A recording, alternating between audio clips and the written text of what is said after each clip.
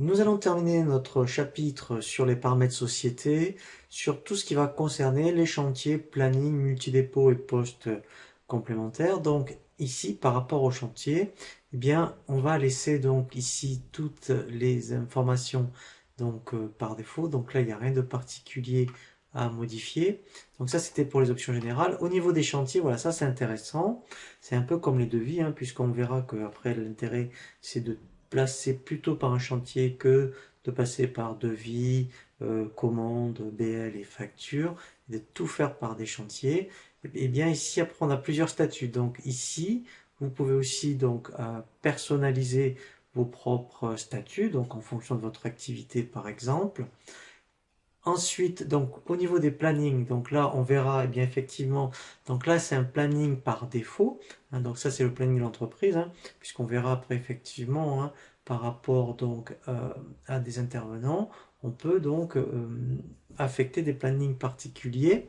Donc là, on verra en fait c'est le planning donc de l'entreprise. On peut même rajouter, vous voyez, des jours fériés. Ici, donc, ça concerne des événements. Donc là, on pourrait mettre par défaut, eh bien, des absences, par exemple, par défaut. Ensuite, multidépôt. Donc là, on verra bien justement un tutoriel spécifique donc, sur les dépôts. Et si vous gériez les dépôts, on pourrait très bien mettre ici un dépôt par défaut. Donc on y reviendra.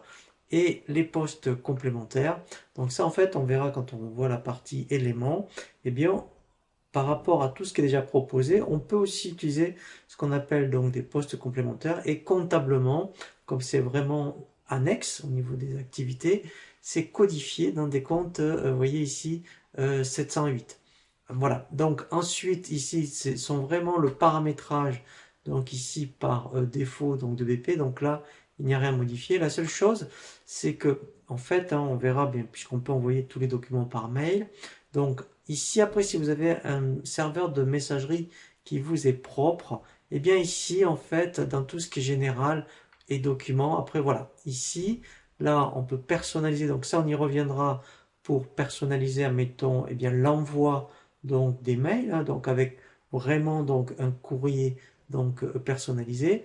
Mais en fait, ici, dans paramètres, voilà, ici, si vous avez donc un service informatique, il faut qu'ici mette vraiment donc tout ce qui concerne le serveur SMTP.